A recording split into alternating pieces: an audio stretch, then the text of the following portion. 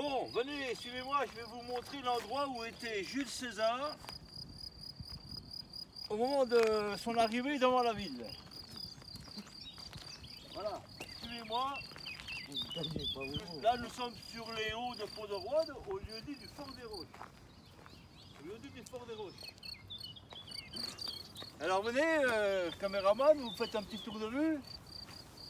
Alors c'est marqué dans le Bello Gallico, la guerre des Gaules, au chapitre, je crois, 68, livre 7, il y a une phrase qui dit Prospecto Urbis City. Alors Prospecto Urbis City, en latin, ça veut dire il observe la ville. Voilà, César observe la ville. Et c'est de là qu'on peut voir, venez par ici, faire un petit tour de vue. Je peux pas monter, moi. Hein? Je peux pas monter, moi. Venez par ici. Alors, Jules César était là, et avec son manteau rouge et puis son cheval blanc. Et les ennemis qui étaient dans la cité, enfin les ennemis, les habitants d'Alésia, les Mandubiens, c'était tout affolés de voir Jules César. Et depuis là, il observait tout. C'est ce qu'on appelle le point idoine d'observation. Et depuis là, il pouvait donner tous ses ordres. Alors quand il s'est, dans le texte c'est marqué ainsi, il s'était rendu compte que la ville ne pouvait pas être prise autrement que par un siège. Et là, il a commencé de dire c'est pas la peine de prendre la ville d'assaut, on va l'assiéger. Et là, depuis là, il donne ses ordres et commence les fortifications en bas de la colline, comme on voit là en bas. Et la cité était au-dessus. Et pendant la nuit, avant que ce soit infiltré, encerclé, et bien la cavalerie gauloise qui était enfermée, qui ne servait plus à rien, Vercingétorix la renvoie. Il les convoque puis il dit vous partez chercher du secours. Alors voilà, c'est ce qu'on appelle l'oppidum. Par l'arrière de l'oppidum, avant que les Romains ne puissent la circonscrire, et bien la cavalerie gauloise s'est échappée. Vous voyez, vous pouvez filmer là-bas où c'est qu'il y a les éoliennes là, sur le mont de Solmont. Et c'est par là-bas qu'il y a un chemin, ce qu'on appelle communément, pour les spécialistes, le chemin de fuite. La cavalerie gauloise a pu s'échapper, et avec pour mission de porter secours à la cité assiégée, la cité d'Alésia.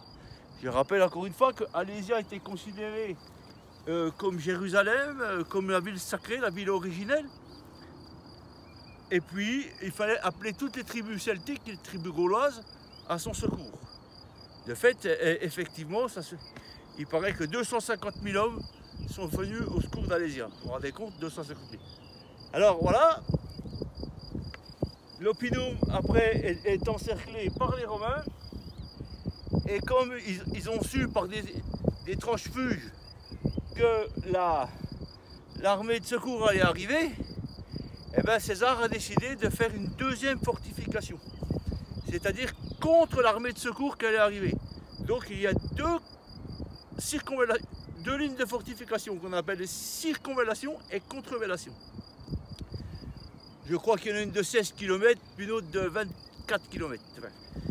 Ça, c'est des petits chiffres qu'on peut vérifier aisément. Puis alors, on peut les vérifier sur le terrain. Je les ai vérifiés avec ma première association. C'est facile, avec une ficelle, on mesure le tour de l'oppidum. Et c'est étonnant de voir à quel point, au kilomètre près, ça colle avec le texte. Et oui, je défie n'importe quel spécialiste. Le problème, c'est que dans cette affaire d'Alésia, on manque de spécialistes. Donc, je reprends mon récit pour les combats. L'armée de secours est partie et il reste enfermé pendant 3 semaines, 1 mois. Et il commence à mourir de faim. Entre-temps, Vercingétorix décide d'expulser les Mandubiens. Les Mandubiens, on dit bien les Mandubiens, leurs femmes et leurs enfants. Les Mandubiens eux-mêmes aussi. Le texte est important. Donc on peut considérer que les Mandubiens, habitants d'Alésia, n'étaient pas des combattants.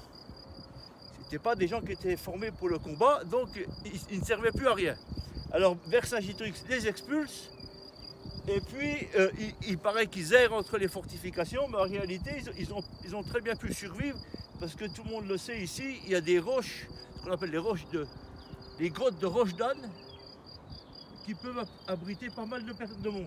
Donc ils ont dû attendre la fin des combats enfermés comme ça dans cette caverne. Parce qu'on le sait, après les Mandubiens ont survécu et ils ont construit Mandeur à 7 km en contrebas. Alors, je reprends les combats. L'armée de secours arrive 3 semaines ou un mois après. On les voit arriver depuis la plaine, ce qu'on appelle la plaine de Maté ici, cette fameuse plaine des 3000 pas, 4 km 5. Et les Gaulois toute la cavalerie tient toute la plaine. Vous savez, la chanson les Gaulois sont dans la plaine, elle vient de ça. Hein, la cavalerie gauloise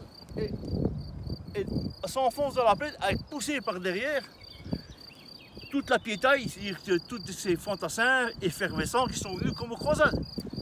Mais c'est ça le problème des Gaulois, c'est qu'ils étaient trop nombreux et mal organisés. Et puis les Romains, ils ont fait un travail de Romains, c'est-à-dire des fortifications terribles. Alors la cavalerie s'est empalée littéralement contre les fortifications romaines. Alors le premier combat c'est comme ça, à cette époque-là on n'avait pas de moyens de communication. À peine arrivé, le combat s'engage. Ceux qui sont enfermés dans la lisière sortent et se lancent à l'assaut et ça se bat de tous les côtés.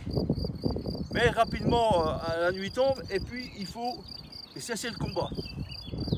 Alors après les Gaulois se concertent et puis passent par un autre côté qui n'avait pas été fortifié par les Romains, par la commune du Nord, que j'appelle ici la colline d'Écho, parce qu'on parle beaucoup par la colline du Nord. Et je cite le texte, hein, 60 000 Gaulois auraient fait le tour et avec un certain Vercassi-Vélonos, un chef gaulois, et ils ont attaqué en passant de l'autre côté, depuis qu'on appelle le Mont Pouron ou Écho. Là. Et le combat s'engage à nouveau. Et également les Gaulois là-bas, ils essayent d'escalader ce qu'on appelle des lieux escarpés par derrière. C'est d'ailleurs là-bas, par derrière, du côté de Pézeux, qu'on a retrouvé un cimetière de Romains, je le cite très bien dans mon livre, hein, le camp romain de Pézeux, où ils ont trouvé, paraît-il, 200 soldats romains. Enfin, je ne suis pas là pour inventer ça, vous pouvez très bien le vérifier. C'est marqué dans mon livre, j'ai des extraits. Alors le combat s'engage de tous côtés et toujours pareil, César est là sur son lieu d'observation et il peut donner ses ordres à ses estafettes. À un moment donné, là, le combat, on ne sait pas qui c'est qui va l'emporter. Alors même César se lance dans la bataille et ça se bat de tous les côtés jusqu'au jour où il faut cesser. Les fortifications ont tenu et les gens sont épuisés. C'est la panique parmi l'armée de secours, tout le monde se disperse et là il a bien fallu accepter la défaite. Et là, tout le monde peut le voir dans les récits de la guerre des Gaules, à un moment donné, Vercingétorix il y a eu les famines aussi. vient se rendre et dit qu'il a voulu se battre pour tous, qu'il sacrifiait sa propre personne. On retrouve ça aussi après, plus tard, chez les chrétiens, un homme qui se sacrifie alors, pour sauver les siens. Et on est arrivé à cette scène qui est peut-être fantastique, où Vercingétorix vient se livrer à César, là en bas, là, dans la plaine ce qu'on appelle la plaine d'Alsace, là. Et César l'attend et puis il vient livrer ses armes. Et la bataille s'achève ainsi. Mais le combat n'est pas terminé. Ici,